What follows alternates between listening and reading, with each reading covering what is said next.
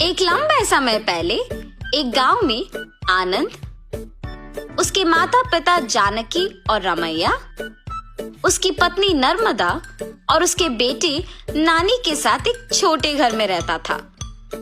आनंद नौकरी करके आए हुए पैसों से अपना घर चलाता था।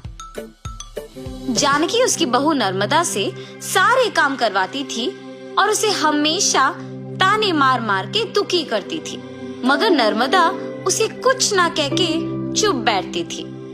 ऐसे कुछ साल बाद आनंद अपने नौकरी से कमाए पैसों को बचा बचा के एक बड़ा नया घर खरीदता है। आनंद के खरीदे हुए नए घर में बहुत समय से एक भूत रहती थी। ये बात आनंद को नहीं पता था और इसीलिए वो घर खरीदता है और उसके आसपास खाली रहने के कारण दिखने में बहुत शांत सा माहौल था और जानकी में कोई बदलाव नहीं आया। नए घर में जाने के पहले ही दिन नर्मदा की गलती के बिना ही उसे ताने मारती है। दुखी होकर नर्मदा बिना कुछ खाए और सोए अपने कमरे में जाकर रोती रहती है। तब उस घर में मौजूद भूत नर्मदा को रोते हुए देख उसके पास आती है। बगल में परछाई को देख नर्मदा तुरंत खड़े हो जाती है। तब वो भूत नर्मदा के सामने आके खड़े हो जाती है। उसके चेहरे पे घाव, खुले बाल देख के नर्मदा डर जाती है। बाप रे, भूत भूत! डरो मत, मैं तुम्हें कुछ नहीं करूंगी। तुम हमारे घर में क्यों आई हो? तुम लोग ही मेरे घर आए।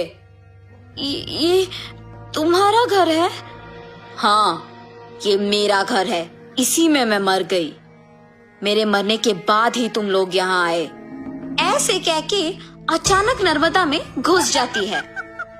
हा हा हा, ऐसे हंसते हुए सो जाती है। सुबह उठ के जब जानकी देखती है कि सारा काम वैसे का वैसे ही रह गया, तब नर्मदा नर्मदा बहुत बार बुलाने के बावजूद जब वो नहीं आती है तो जानकी ही उसके पास जाती है। हाँ, तुम अब तक उठी नहीं? नर्मदा नर्मदा उठो! जानकी पास आके बुलाने पर नर्मदा जाग उठती है। उसकी आंखें बहुत लाल और डरावना दिखने के बावजूद जानकी उस पर ज्यादा ध्यान नहीं देती है। उठ गई? जाओ, जाके सारा काम करके चाय बना के लाओ। मेरे ही सामने जोर से बात करके मुझे काम करने के लिए कह रही हो? ये कह के उसका हाथ जोर से पकड़ लेती है। नहीं, तुम कुछ मत करो। आज से सारा काम